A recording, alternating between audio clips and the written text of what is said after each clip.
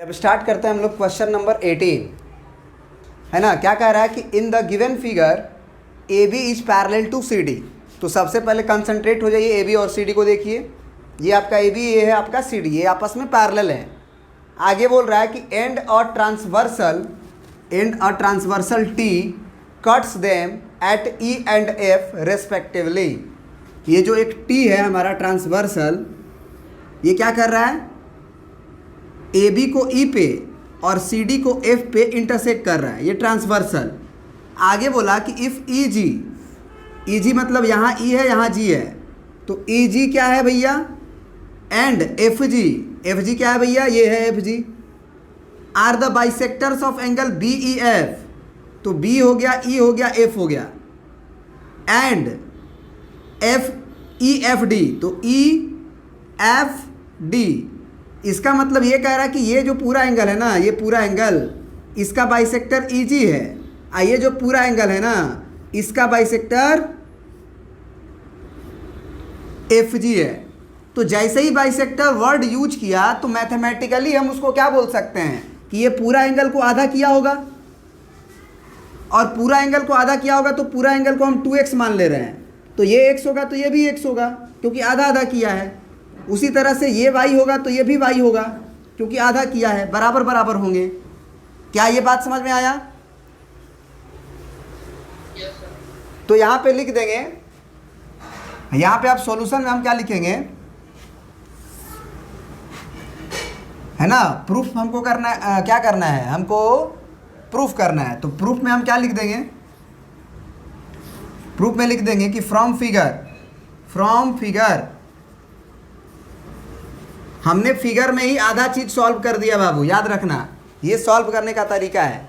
जैसे ही बाइसेक्टर बोला हमने एक्स एक्स माना, नहीं तो क्या करना पड़ता, पहले लिखना पड़ता कि बी ई जी बराबर जी ई एफ, तो बहुत लंबा हो जाता वो। इसीलिए क्या करो आप, आधा आधा मान लो, बराबर हो गए एक्स एक्स, वो दिख भी रहा है साफ साफ।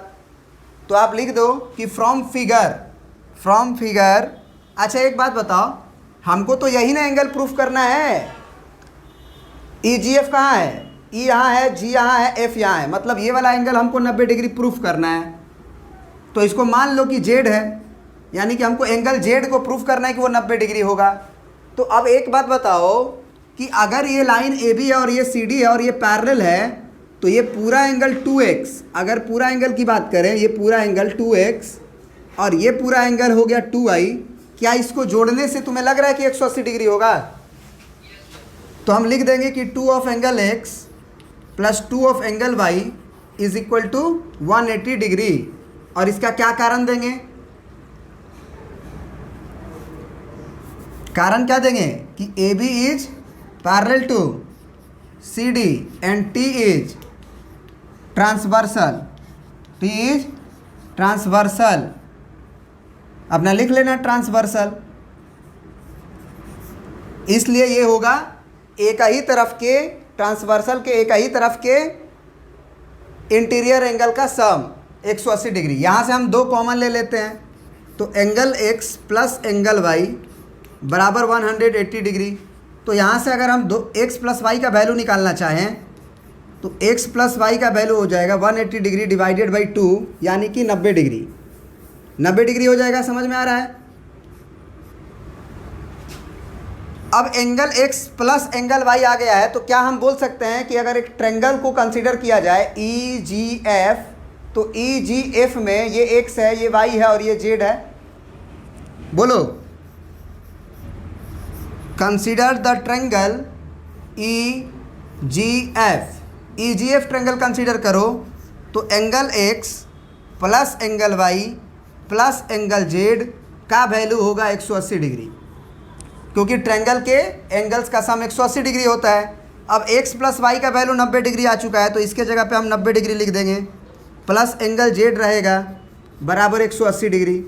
अब ये 90 डिग्री उधर जाएगा तो एंगल z का वैल्यू क्या हो जाएगा, 180 डिग्री और माइनस 90 डिग्री। तो इस तरह से तुम्हें क्या प्राप्त हुआ, एंगल z बराबर 90 डिग्री।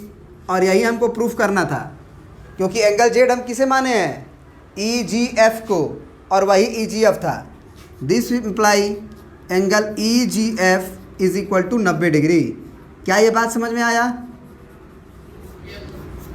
तो इसीलिए हम जैसे सोचते हैं ना वैसे सोचा करो, क्योंकि हमारी जो कहानी है वो फिगर में ही आधा बन जाती है। तो फिगर में ही हम बना लेते हैं क्वेश्चंस को, लगभग काम कम करते हैं, उससे देखने वाले को भी सहूलियत होगा, बार बार वो ई जी एफ एफ जी ई नहीं पड़ेगा। ठीक है ना? तो प्रिंट कर लीजिए।